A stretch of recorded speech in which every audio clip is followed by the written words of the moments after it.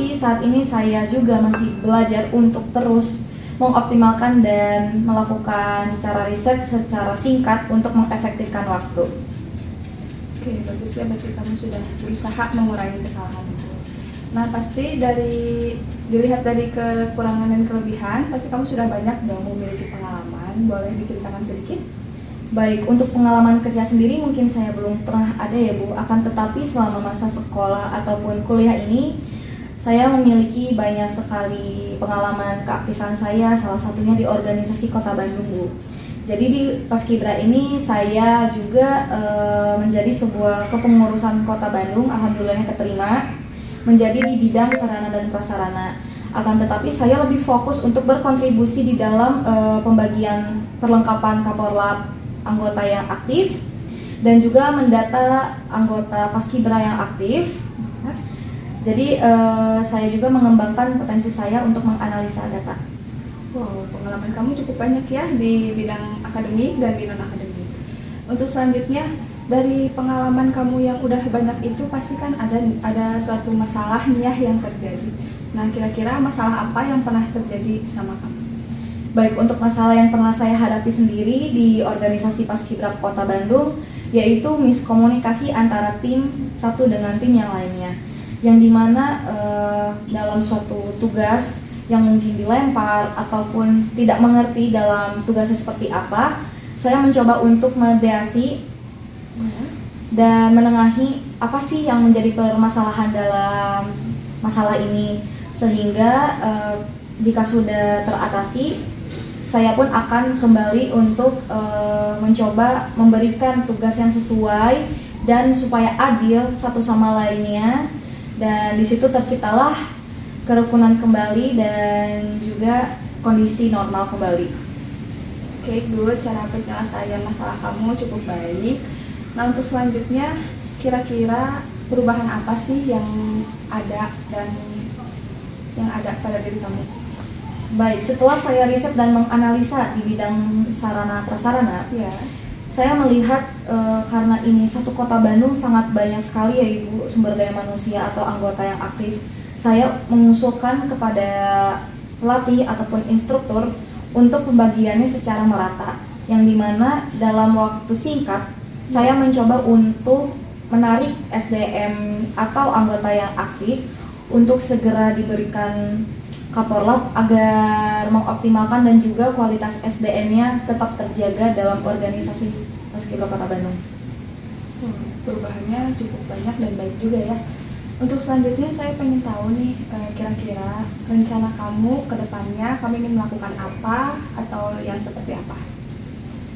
Baik, rencana ke depan yang akan saya berikan jika saya diterima di PT Ridel Sejahtera ini, saya memiliki dua cara. Yang dimana saya sebagai pelamar untuk staf HC, yang dimana pengembangan dan juga pemberian pengembangan untuk karyawan ya Bu.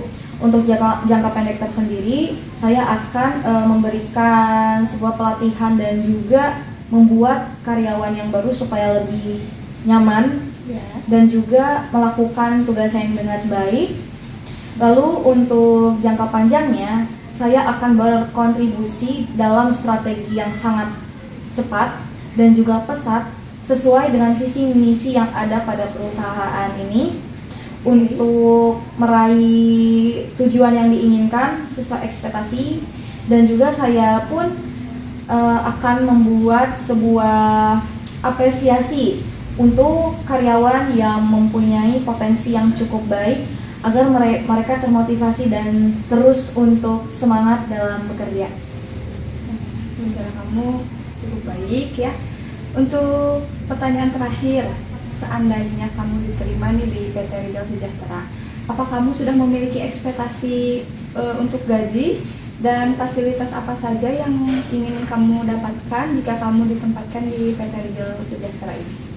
Baik, ini cukup sensitif ya Bu, tapi saya akan menjawab sebaik mungkin, yang dimana saya kembalikan lagi kepada kebijakan perusahaan dan mempertimbangkan bagaimana kinerja saya jika saya keterima di perusahaan ini.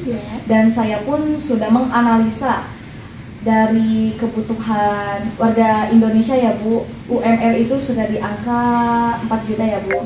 Jadi kemungkinan besar kalau untuk di staf HC yang dimana ini cukup banyak ya Bu tanggung jawabnya, saya bisa mengkisaran dari angka 4 sampai 7 juta rupiah.